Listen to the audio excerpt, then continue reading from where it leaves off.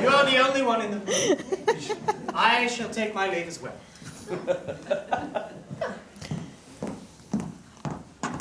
Margaret. Robert. I need you to look me in the eyes and tell me that you did not kill my Shirley's mother. Robert! I know you, Margaret, and I know what you're capable of. You're a vindictive woman, Margaret. If I wanted to kill a Hubbard, it wouldn't have been Mother Hubbard, it would have been Shirley! And so, you admit that murder lies within the scope of your possibilities, do you? Yes! I'm not above murder, Robert. But do you think I would do it, actually? We live in a small town, Robert. More than likely, I would pay someone to do it. Are you confessing or not? Oh, don't be ridiculous, Robert. Ridiculous. I've seen you be cruel, Margaret. I've seen you be cruel to the milk delivery man. I've seen you be cruel to the newspaper delivery boy. I've seen you be cruel to the clerks at the supermarket. I've seen you be cruel to the children at the local elementary school. I've seen you be cruel to our little kitten, Smoke. All I heard was the $1 million you were going to give me for leaving me. That's all I heard. Margaret, I tell you that if I find out that your finger was in this pie to any extent whatsoever, you'll rue it. You'll rue it, I say. You'll rue it. You'll rue it, I say. Oh, my dears. While lightning might not strike twice in the same place, murder most often does.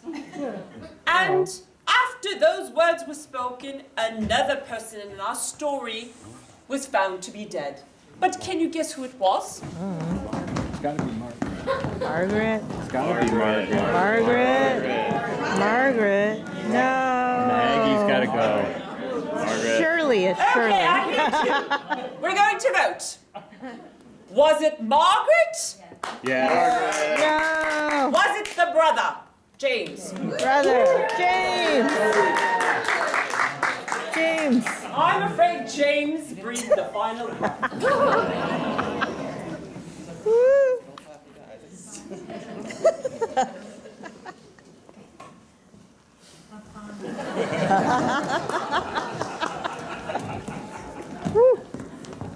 That poor soul's body was discovered like this. Oh, Inspector Craddock, thank you so much for coming into my home. It's about the neighbor. Just dreadful. I was just walking down my stoop, my lovely, freshly gardened stoop, and there, on the ground, I can't even speak it. It was James, the neighbor James. He was such a sweet boy. Well, I was just going out down the path to get the newspaper, and I happened to stumble upon something. I looked down beneath me, and there was a hand. And I thought to myself, well, that's quite odd, just a hand. And so I went and lifted up a tree, bush type thing, you know, like a limb. There we go, that's the word, a tree limb. Yes, I lifted up the tree limb, and underneath it was poor dear James. And he was just lying there with an expression on his face just like this. Oh, it was just terrible, I say terrible. And I figured I would just come right to you, because we all know how guilty neighbors look around when things like this happen. Oh, some tea? Yes, I would love some. Oh, great. So I figure, what's harm in a preemptive call to Inspector Craddock to come on by? Caroline. Yes, yes. Is that the limb or branch, is the terminology Oh! I use, right over there? Yes, evidence! I figured keep all the evidence. You never know. Yes, would you mind fetching it? Oh, yes, it's a bit heavy. Just give me...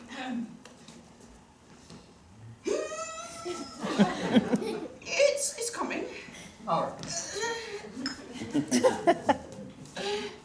Oh, the table's in the way, that way.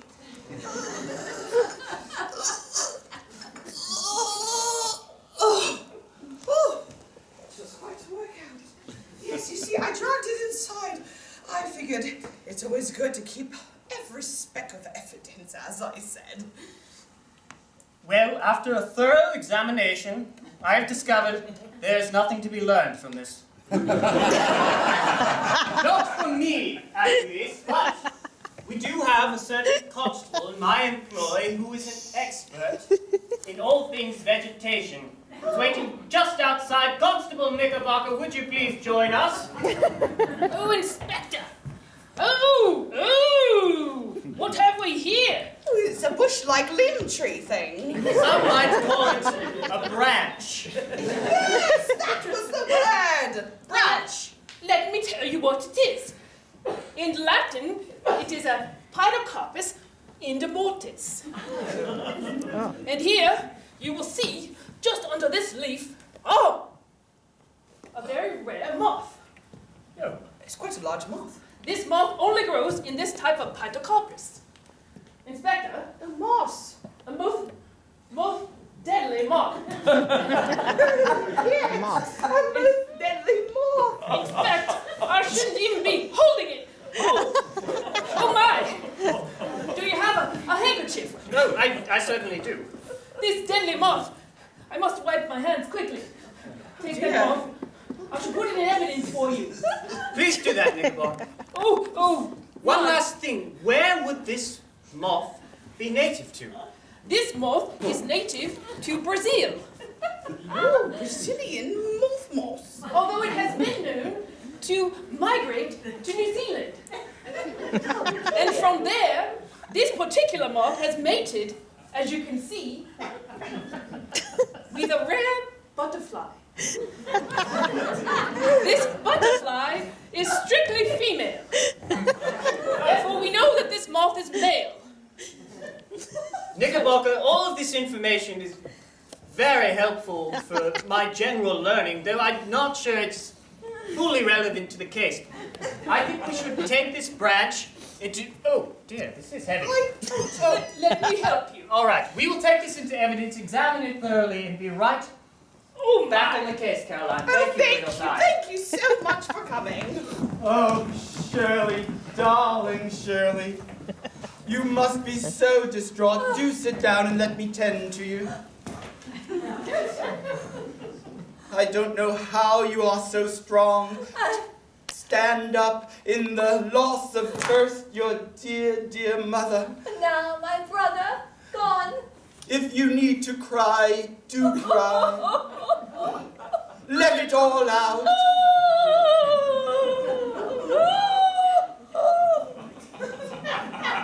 Just a little more, I suppose.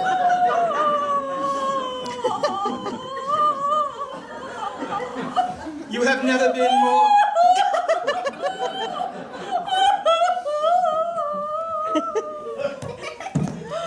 Never have I seen such genuine grief.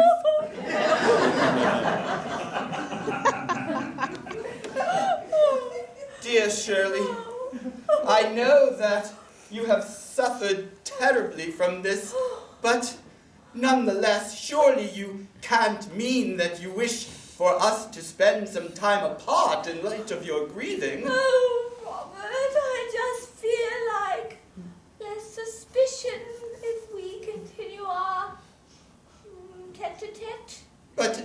But darling, in some ways, we must look upon the death of your immediate family as a blessing.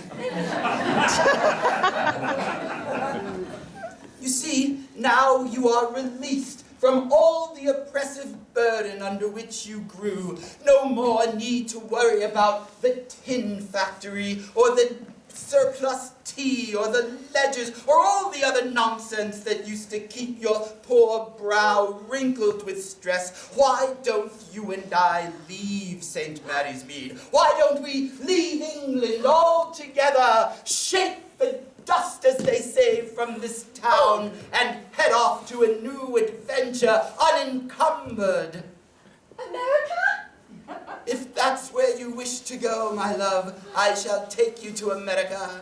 Oh, Robert, when I said I saw dollar signs, I meant it. America, dollar signs. Oh. Again, darling, for one moment there, I must confess, a shadow of a hint of a whisper of doubt crept into, darling, are you menacingly twirling your hair? Oh, no. Oh, Robert, don't be silly. I don't menace anything. I'm so distraught. And only you, Robert. Are you lying to me? Well, yes, I'm lying to you. Shirley? I'm serious, Robert. I've been toying with you, it's true. How could you, Shirley? Well, Robert, because I'm just not good with men. Shirley, What? if you're suggesting that I broke off my marriage with Margaret, as broken as it was to begin with, at least it satisfied my position in society. But now you're telling me that I've given all of that up for you, and you don't, in fact, have genuine esteem for me? I have genuine esteem, I just don't love you. I would put you on all kinds of pedestals.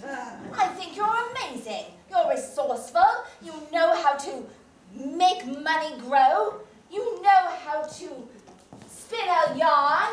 You know all kinds of things, Robert. I just don't fancy you in that way, but I think we could go far. When I said it in the park, I meant it. You're scheming with me! You told me you loved me! Well, Robert, I needed to say something to get your attention.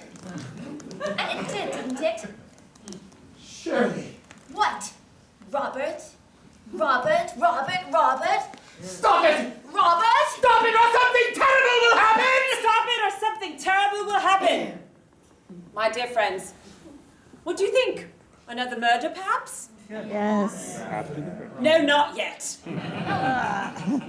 My dear friends, oh, look at the time. Look, why don't we all take a nice little break?